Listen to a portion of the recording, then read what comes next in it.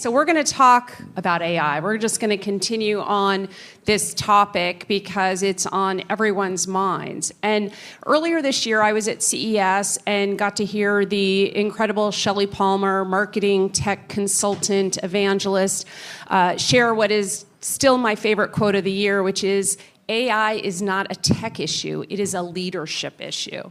This is so much about change management and getting people comfortable with the change that is happening right now. So we're going to talk with these leaders who are all part of very different agencies about the changes that are happening within their organizations, the challenges, the opportunities, and how they're thinking about AI, both from an automation standpoint as well as generative AI. So I'm going to start with Joshua.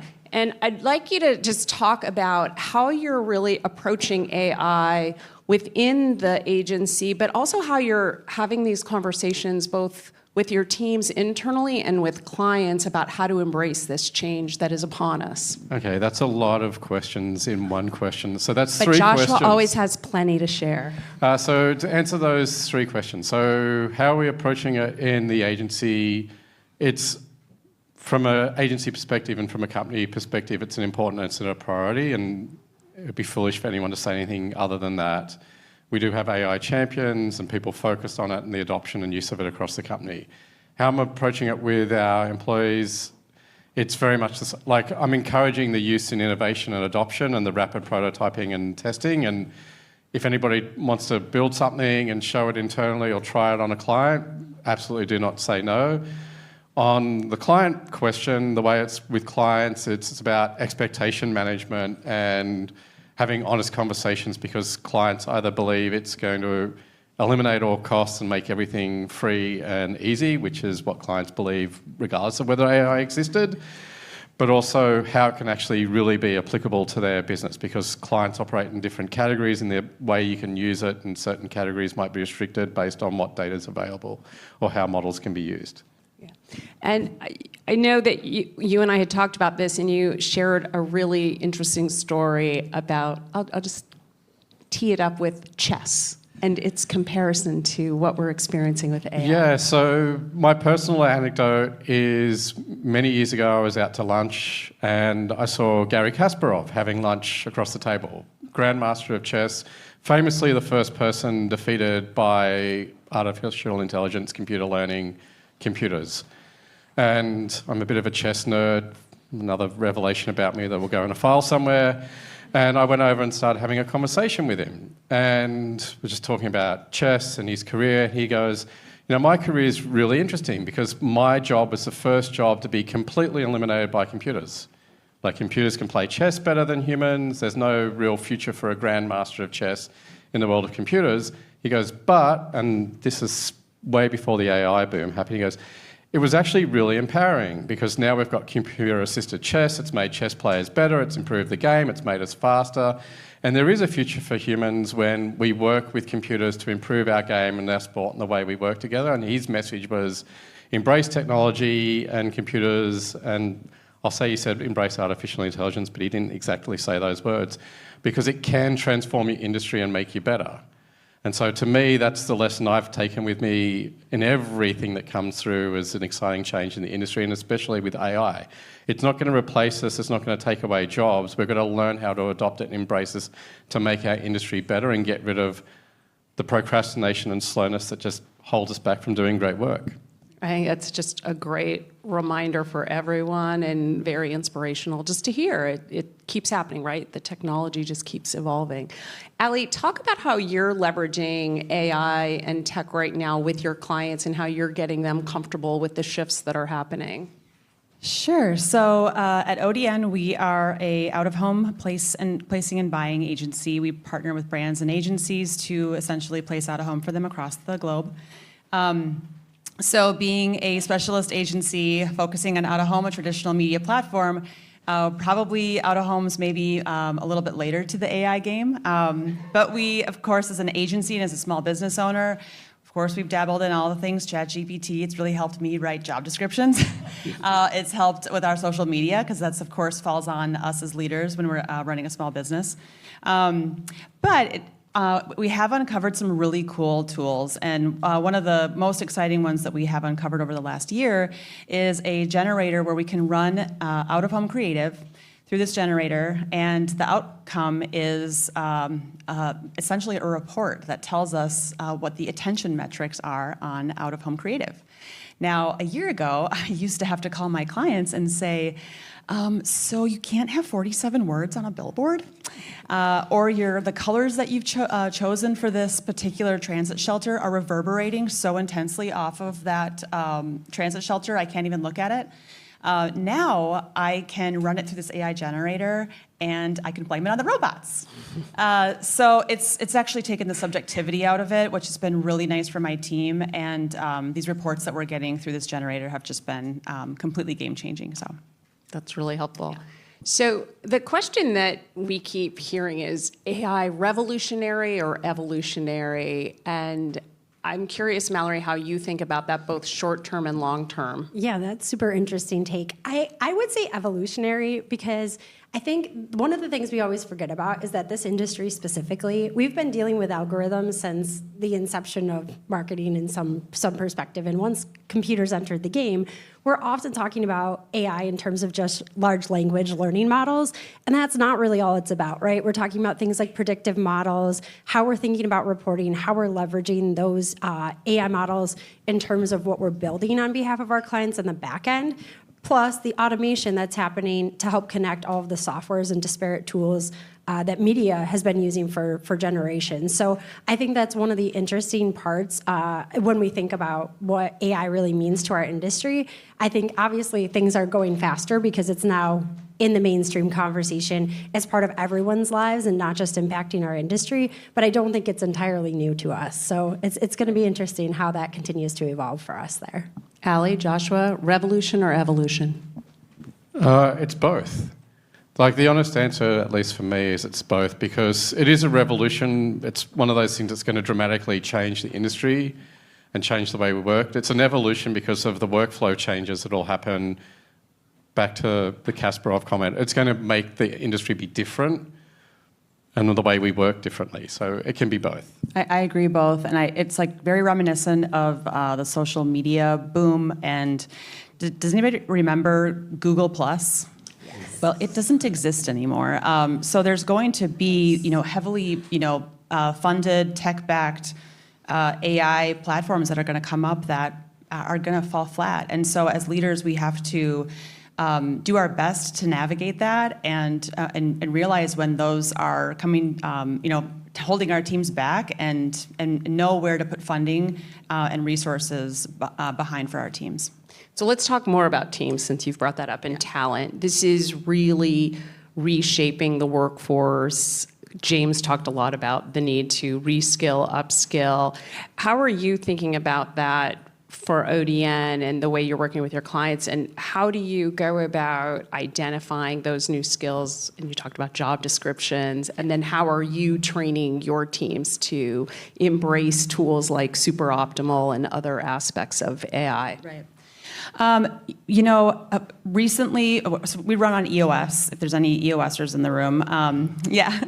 So we just set our rocks for the next quarter, which are basically goals, and we're assigning a new goal for every single one of our departments to uncover new AI opportunities to find efficiencies within our teams. And I've got two people here in the audience from our teams, and they're like, that's right, we are working on that. And essentially, they're going to be dipping into their networks, calling our vendor partners, calling our clients, and asking questions on status calls. And then, we're very involved with the 4As now, which is so exciting. And on all these committees, so asking peers and uncovering what is happening in the industry and what can we bring back to the teams. Now, are we going to invest in every single one of these things that are coming back from these conversations? Probably not, but I think that's the best way, is just to continue to ask questions and uncover opportunities. Anything, Malorie or Joshua, you want to add there? The only thing I think I would add is that we're sort of going through a similar process with our team, and I think it's also important to engage the individual employees on how they're taking ownership of their own careers and their professional development in that way. So we have individualized goals around that, and we're looking to also enhance our performance review process to incorporate that evaluation of how are you upskilling yourself in these places, what tools are you embracing, what's working well for you, and what maybe opportunities opportunities exist for you to kind of lean into to help support them through that journey more effectively. It's interesting you mentioned performance reviews because we just switched to a new platform, and one of the enhancements is that AI will help you write your performance reviews, everyone's favorite thing to do. So James mentioned he was being provocative and talked about Duarte and, hey, we're going to do away with media agencies, we're going to have fewer people. But this is an opportunity for our industry to really have a reset on compensation and the way we think about that. And we have had a really challenging time as an industry getting clients to understand alternative compensation models and to move away from FTE or cost plus. But this is a really important time as agencies continue to invest more and more in technology to really shift that. So Joshua, can you talk about what you are doing and sort of your philosophy as it relates to the remuneration conversation with clients? Because clients always, as you pointed out, want more for less. Oh, yeah. So I'm a firm believer we should get paid for the work we do, and I hope everyone shares that view. There's a couple, like this goes down a different rabbit hole. So there's a couple of problems in the industry, which is agencies make money, a lot of agencies make money from non-transparent, non-disclosed models that essentially involves trading on media.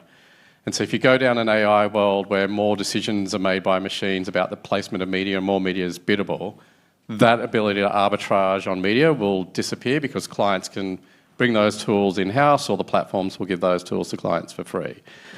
I think the real challenge for agencies is valuing strategy and connections planning because that's where the real human intelligence comes into play, and it's a mix of what's always been great in the industry, the art and the science. And having honest conversations with clients now about that is super important. The other one is having conversations with clients about paying for the tools that enables you to deliver the work. So if you're using AI tools to deliver work for clients today, they need to be scoped and added to your fee conversation, and you need to have the conversation with the client today. And I'm not saying agencies need to become software companies and licensing tools, but if the client's not paying for the tool and you get to a world where you're not making money from media, we don't arbitrage on media, just for the record. But if you're not making money that way, you'll end up in a world where you cannot run your agencies, and agencies will be put out of business because they're just not making money. Not because AI is taking their job, just because terrible financial commercial decisions have been made. What's some of the pushback that you've been receiving when you have those conversations? And how are you handling that? Well, I'm tough and mean. So the He looks nice. I look nice, but I play nice on stage. So the conversations with clients is we have tools and the tools cost money. Like that's the reality. And honest conversations like you pay for ad serving, you pay for third-party verification, you pay for data. How do you think all these things happen? They don't just happen magically. You're going to have to pay for it. And that's just the honest conversation. And if clients aren't prepared to pay for it, I take things out of the scope of work and go, well, that's fine, but this goes, this goes, this goes. It's not a Chinese menu. Like, you can't order fried rice without the rice. I like that. I love that. How are you handling it, Malorie and Allie? Yeah, I would say similarly.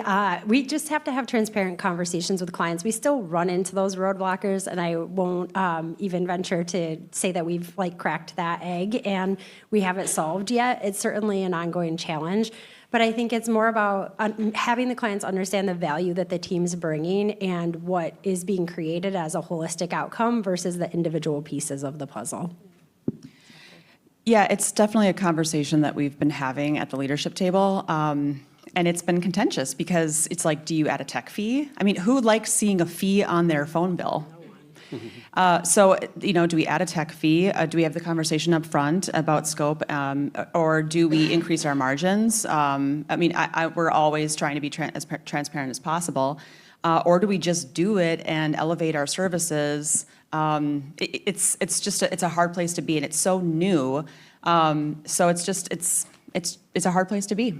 But what's important is you're all addressing it and you're having those conversations, and I think that's really critical right now, is not to pretend that this isn't happening and to not avoid it, and to avoid it, but to really embrace it and start tackling it now.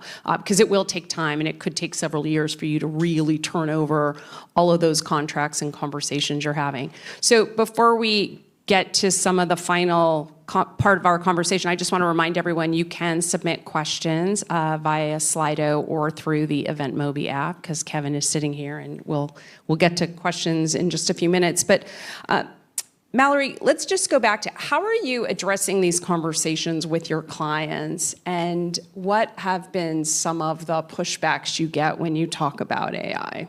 Yeah, I think immediately it goes back to the conversation about the value prop and the fact that the client automatically assumes it should be less expensive. That's always definitely a part of the equation. But I think what we've been doing that's been a unique take for our agency is really working to sort of take those tools and solutions and productize them. So we've been offering our media approach under what we're calling strategically optimized audience reach. And it's essentially working with our partners and AI partners and tools internally to help build a platform that allows clients to see the value of what we're bringing from both partners brought into the program, our buys, and the platforms that we're working off of, and sort of answer the question about the fragmentation that's happening in the media landscape. And so using that, the conversation's all about bringing AI together with what human intelligence can do for that, and how those two things are really better together. So it's the art and science conversation that's always really existed between media and creative, and what we can learn when we bring those two pieces together. So that's been a real game changer for us, just helping to have it kind of put in a wrapper that a client can understand. That's really helpful. All right, I'm going to take the clicker back. All right, I want to get to key takeaways before we get to some questions here. So I'll kind of start with Joshua and go down, and feel free to expand. My personal bias is I don't like the word artificial intelligence, or the phrase.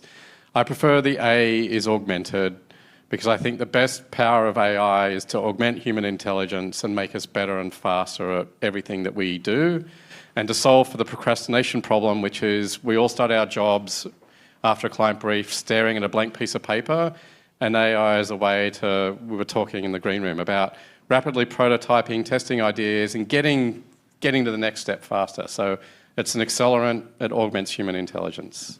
I like the augmentation. I've been saying that for several years, and I think it makes so much sense, and it isn't artificial anyway. No.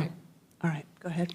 All right, so mine is just that it's here to help find efficiencies for your business or your teams. I'm kind of coming at you from like more of a small business owner or from the out-of-home perspective. But it's definitely not here to solve all of our problems. We still have teams to manage, and growing new talent in these agencies is important, and these are real people. So I think AI is not here to solve that.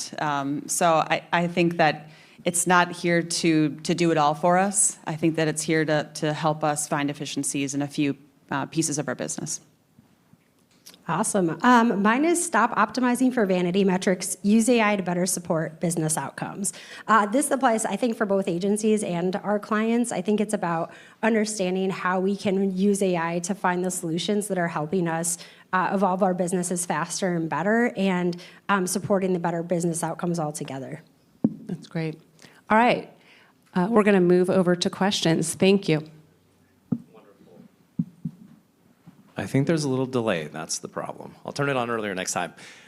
First of all, thank you all. I had a conversation with an agency, and their client came to them and said, by 2026, we want to plan about how you're going to cut our costs in half, and you're going to double our growth. And his response to them, which I thought was funny, was he said, well, our contract prohibits us from using AI. Then they would clap. And so I'm curious, when you guys have these discussions with clients about using AI and where you're going to be using AI, what are some of the responses that you're getting from them, and how are you thinking about like contractual modifications and some of the legal aspects of being able to incorporate AI into the agency's work?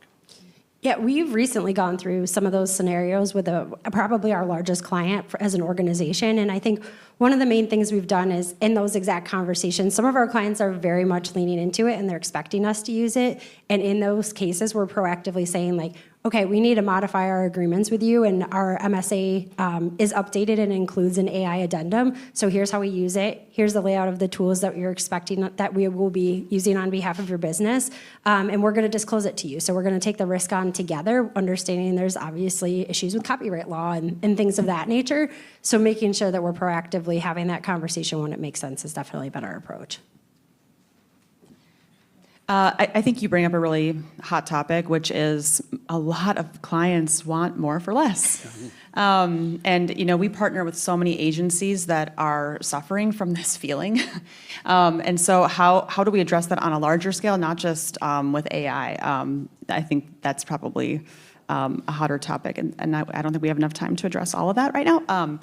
But Joshua, I'm wondering what your thoughts are on this, actually, as from the Claude perspective. Yeah, I'll give you. So the two takes that I have is there's AI is like as an output, as a deliverable to a client, and AI is an input in the way you run your business operations. And so the way I compartmentalize it is AI is an input in terms of having Copilot take minutes in meetings or automation of invoicing.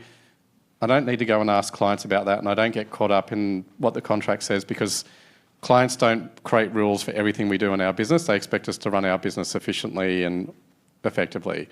And so that shouldn't be a barrier to adoption. On the output side of things, it requires the heavy and honest conversations with clients, but the other one is what unique data have you got to actually train the AI model to begin with? So if a client says, I want you to do this, not want you to do this, it's like, well, what data can you give us or that we have is unique to you? Otherwise, you'll end up in a sea of sameness because 15 competitors all using the same AI model, you'll end up with the same media plan, the same creative, and the same optimization and not better business outcomes. If you want to double your business performance, drop your prices by 50% that you sell to consumers. Well said.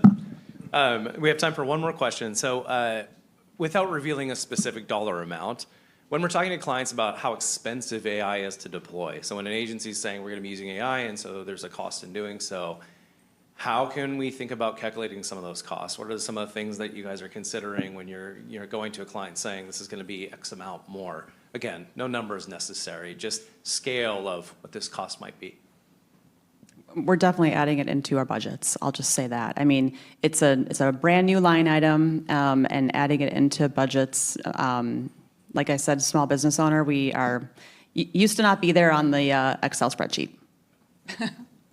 Can you share a percentage? It's under 5. I mean, it's still new, and we're dabbling. So I'll say that. Okay, thank you all so much. Okay. Thank you, Joshua, Allie, and Malorie. Really appreciate your perspective.